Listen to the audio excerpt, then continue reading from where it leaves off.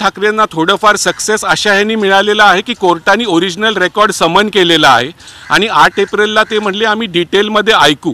कारण उद्धव ठाकरेंच्या वकिलांचं म्हणणं होतं की नार्वेकरांनी सुभाष देसाई जजमेंटला कॉन्ट्रव्हीन केलेलं आहे आणि त्यांनी सांगितलंय फक्त लेजिस्लेटिव्ह मेजॉरिटी, फक्त आमदार खासदारांच्या बळावरच त्यांनी हा पक्ष एकनाथ शिंदेंना दिलेला आहे. तर त्यामुळे आता आपल्याला 8 तारखेला समजेल की स्पीकरच्या ऑर्डर विरुद्ध सुप्रीम कोर्ट त्याच्यावर पण थोडीफार सुनावणी करेल आणि त्या दिवशी ते परत ठरवतील की हे मॅटर सुप्रीम कोर्टात चालेल किंवा हायकोर्टात चालेल. तोपर्यंत उच्च न्यायालयामध्ये हे सुनावणी होणार की नाही? मूळ रेकॉर्ड मागवावेत अशी मागणी शिंदेच्याच वकिलांनी नाही. आता उद्धव ठाकरे ह्याच्यात काय झालेलं आहे की उद्धव ठाकरेंनी जे पिटिशन हायकोर्टात फाईल केलंय त्याच्यात शिंदेसह 39 आमदारांना नोटीस इश्यू झाली, त्यांना सर्व्हिस झालेली आहे, पण त्यांनी त्यांचं उत्तर अजून इथं दाखल केलेलं नाहीये. कारण त्यांचं म्हणणं आहे हायकोर्टात मॅटर चालू आहे. हायकोर्टात हे मॅटर आत्ता पण चालू राहीलच. आता थोडक्यात हायकोर्टात हे मॅटर लवकर ऐकणार नाही. सुप्रीम कोर्टात त्यांना सांगितलंय शिंदेंना की तुम्ही 4 आठवड्यात तुम्ही 39 आमदार तुमचं उत्तर इथं सादर करा आणि मग 8 तारखेला आपण हे मॅटर घेऊ. आणि त्याच्यात असंही सांगण्यात आलंय, उद्धव ठाकरेंच्या वकिलांची मागणी होती की तुम्ही ओरिजिनल रेकॉर्ड जे नार्वेकरांनी सुनावणी केली होती डिस्क्वालिफिकेशनचे ओरिजिनल रेकॉर्ड मागवून घ्या. ती पण सुप्रीम कोर्टाने मागणी मान्य केली आहे आणि नार्वेकरांचं जे ओरिजिनल रेकॉर्ड जे सगळी टेस्टिमनी ते सगळं हिअरिंग त्यांच्यासमोर झालं होतं त्याचं ओरिजिनल रेकॉर्ड पण सुप्रीम कोर्टात आता मागवण्यात आलं आहे. तर एक आशा आहे उद्धव ठाकरेंना की हे मॅटर आता सुप्रीम कोर्टात चालेल, पण तरी पण 8 तारखेला परत सुप्रीम कोर्ट ठरवणार आहे डिटेलमध्ये ऐकून की हे मॅटर आम्ही ऐकायचं इथे का हायकोर्टात. कारण हायकोर्टात जर गेलं तर उद्धव ठाकरेंचं म्हणणं होतं की खूप वेळ लागेल, परत कोण ना कोणतरी सुप्रीम कोर्टात येईल. तुम्ही आधीपासून हे मॅटर तुम्हाला माहीत आहे आणि आम्ही डायरेक्ट तुमच्याकडे आलोय आणि तुम्ही आम्हाला न्याय द्यावा. आता 8 एप्रिलला आपल्याला समजेल, कारण 22 ते 27 होळीची सुट्टी आहे सुप्रीम कोर्टाला. 4 आठवड्याच्या आत शिंदेंना त्यांचा रिप्लाय फाईल करायचा आहे आणि 8 तारखेला आपल्याला ह्याच्यावर पुढची सुनावणी. कागदपत्र नक्की कोणती? ओरिजिनल पार्टी म्हणून जेव्हा व्हीप बजावण्यात आला 22 जून 2000 तो त्या दरम्यानची राष्ट्रीय बघा ते 21 जूनचा जो प्रस्ताव होता त्याच्यावर थोडा वाद आहे. कारण त्या प्रस्तावावर सह्या रवींद्र वायकर, दादा भुसे, उदय सामंत आणि संजय राठोड यांच्या आहेत. त्यावेळेस ते इकडे होते, म्हणजे ते गुवाहाटीला तोपर्यंत गेले नव्हते. पण आता नंतर त्यांनी सुनावणीच्या वेळेस सांगितलंय की असं काही मीटिंग झाली नव्हती आणि ह्या सह्यांवरच ह्या सह्या आमच्या नाहीच आहेत. तर त्याच्यावर हा वाद आहे. आता सुप्रीम कोर्टाने ओरिजिनल रेकॉर्ड मागवलेला आहे. एखाद्या वेळेस 8 तारखेला सुप्रीम कोर्ट ठरवू शकेल की हे मॅटर आता इथेच चालेल, किंवा मग शिंदेची मागणी मान्य करून ते परत सांगतील हायकोर्टाला की तुम्ही तिथे हायकोर्टात ऐका. सर तुम्ही म्हणताय की कसा गेला हा निकाल आमच्या विरोधात गेला असं कसं? नाही, त्यांचं म्हणणं होतं, उद्धव ठाकरेंच्या वकिलांचं म्हणणं होतं की सुभाष देसाई केसमध्ये तुम्ही स्पीकरांना क्लिअरली सांगितलंय की तुम्ही अशा पद्धतीने हे ठरवावं.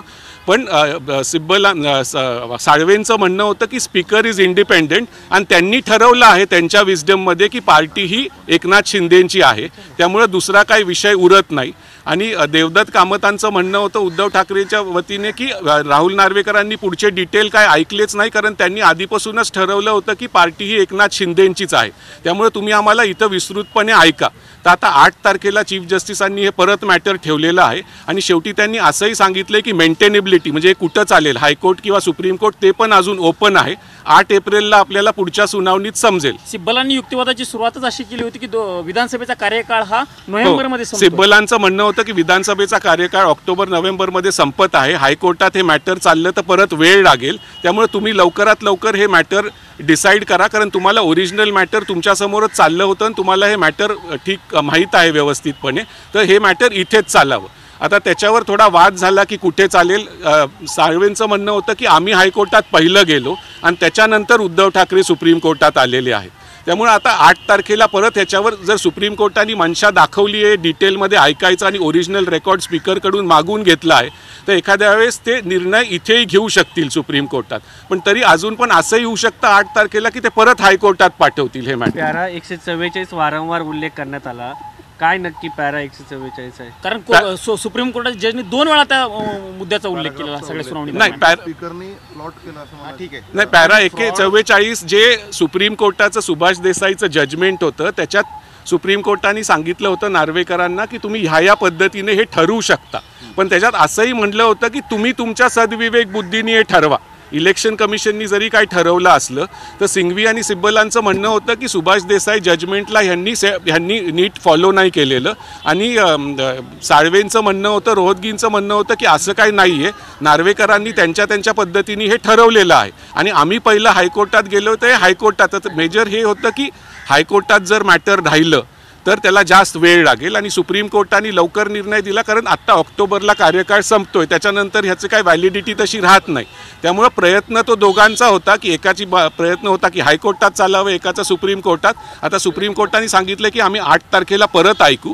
एक मोठी गोष्ट अशी आहे की त्यांनी ओरिजिनल रेकॉर्ड राहुल नार्वेकरांचं मागवलेलं आहे जी पूर्ण सुनावणी झाली. त्यामुळे हायकोर्टावर आता हायकोर्टात ते मॅटर जरी त्याच्यात तारीखच पडेल, हे परत सुप्रीम कोर्टातच ऐकलं जाईल 8 तारखेला आणि शिंदेंना उद्धव ठाकरेंच्या पिटिशनवर त्या 39 आमदारांना त्यांचा रिप्लाय पण त्याच्या आधी फाईल करायचं. तुमचा एवढा दिल्लीतला अनुभव आहे, सुप्रीम कोर्टाचा अनुभव आहे, काय वाटतं ही याचिका दिल्लीच्या सुप्रीम कोर्टात चालेल की मुंबई उच्च न्यायालयात? कियोटो होलोहान 1992 ची जजमेंट असं म्हणते की स्पीकरच्या निर्णयाविरुद्ध 30 दिवसात तुम्ही हायकोर्ट किंवा सुप्रीम कोर्ट दोन्हीकडे जाऊ शकता.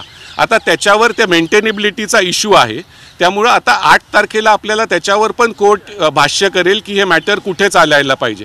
कारण ते जर लवकर त्याचा निर्णय यायचा असला तर सुप्रीम कोर्टात चालायला पाहिजे, मग हायकोर्टात चाललं तर परत त्या निर्णयाविरुद्ध कोण ना कोणतरी सुप्रीम कोर्टात येईल आणि ऑक्टोबरपर्यंत विधानसभा भंग होऊन नवीन इलेक्शन होतील.